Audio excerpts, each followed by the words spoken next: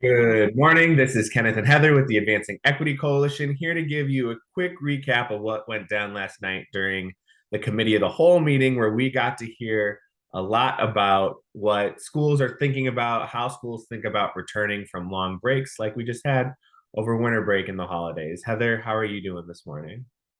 I'm good today. Yeah, last night we had a couple of presentations by different departments.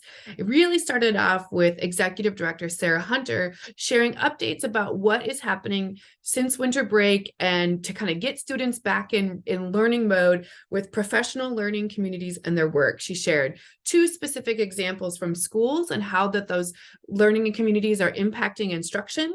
Then she also shared some successes and some growths around professional development for those groups. Next up, we heard from Derek Francis, and he let us know kind of a high level what's happening in his department. He also, I think parents might be interested to know that students grades 5 through 12 during the month of December took what's called a Cultivate survey, which is like, how do I feel in my school community? How do I feel teachers see me? Do I feel welcome? Do I feel a part of it? And so we'll be getting an update on that, but you might want to ask your student about that. We next heard an update from academics. They talked a little bit about credit recovery and that winter break academy that students went to and shared some really amazing quotes from that. We learned a little bit about graduation coaches and the impact they're having on students to sort of help them stay through that finish line. And then we talked a little bit about high dosage tutoring. Let's see. Oh, and then we got to have an update from the mental health. So Judy Brown is the person who works and really heads up our mental health department. She talked about the different things that we are doing to really bolster students' mental health. And she shared that we have 12 community agencies that are now partnering actively with Minneapolis Public Schools to deepen and broaden that capacity and that accessibility for students. Then we got to hear from 8 schools, and we got to hear from some middle school teachers and hear some middle school chants. It was a pretty full evening by the time we got to questions. I was getting kind of antsy in my seat.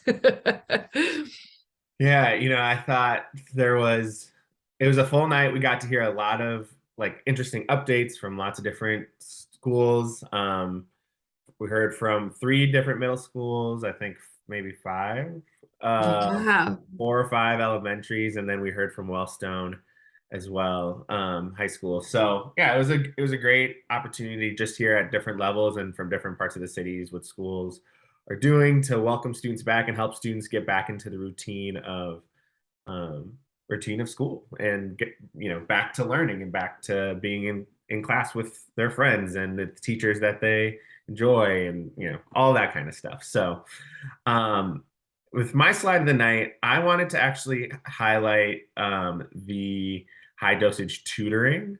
I think there's been a lot of questions about what high dosage tutoring is, especially the virtual version that we're experiencing or that the district is engaging in after lots of questions and concerns about virtual learning over the last several years. And so I thought this, helped provide it more detail. I'm not saying you need to agree with it or don't or disagree with it, but I thought it just helped provide a little bit more detail around the scale of what's happening and how exactly the virtual high dosage tutoring is happening for kindergarten through 8th grade.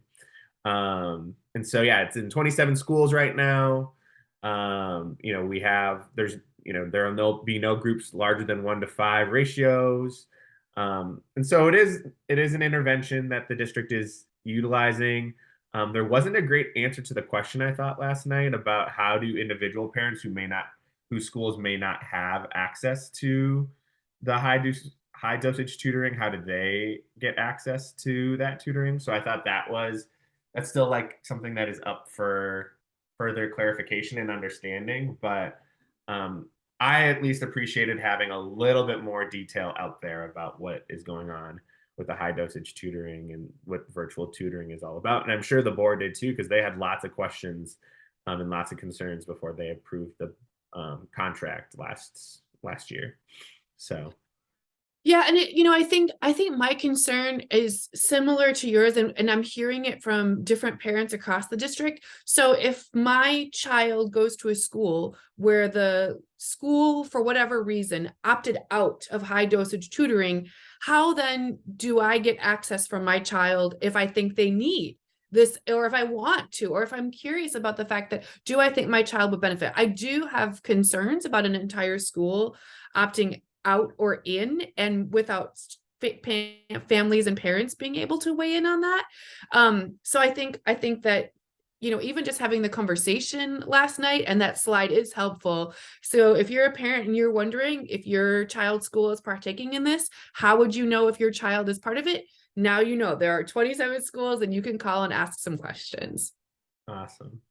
Well, with that recap, do you want to do our most valuable and do better moments from last night's board meeting? Let's do it. So which one should we do first? Let's start with do better and then end on a high note with most valuable. So, Okay. yeah. All right.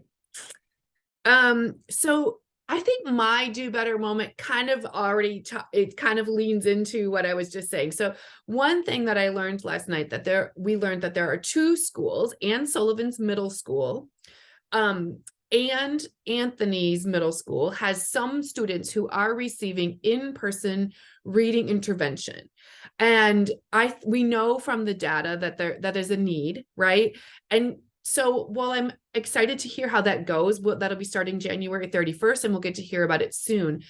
I do worry that that's such a small group of our kiddos getting that service, and that there's such a vast majority of our students who need that intervention. And I'm excited to see if it helps, and we'll get to learn that data. I have concerns about whether or not we're reaching enough children.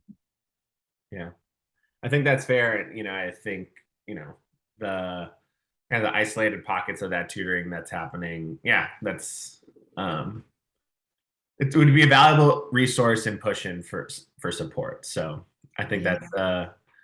that is definitely something to ask more questions about and better understand.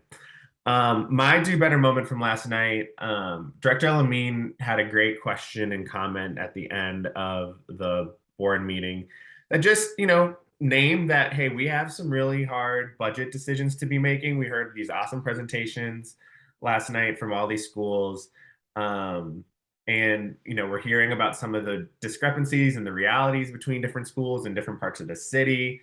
And so I just thought that, the do better moment is a little bit meta, but I think I just wonder for a whole new board, a very young board that's going to be faced with a very difficult decision around the budget, if last night could have been utilized as an opportunity to maybe help the board better understand some things around the budget, in the context around like what's happening in schools. Like, I just wonder if there could have been an opportunity for the board to hear like where schools are feeling gaps or where the district is feeling like they need more support in order to support schools, or where are areas where we need to be thinking about reinvesting in. So I just thought that given Director Elamine's comment, and kind of the reality that the district and the board is facing right now, I just wondered if the meeting could have been repurposed a little bit to help the board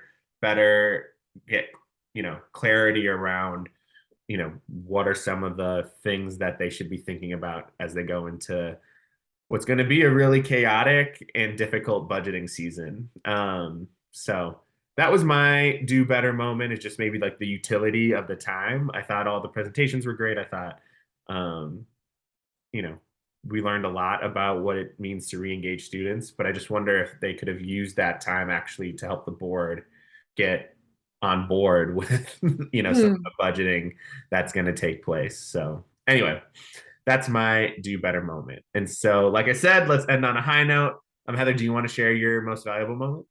Yes. Okay. So my most valuable moment goes to an Ann Watton teacher who talked about the experience of how they set up their PLC, their professional learning community.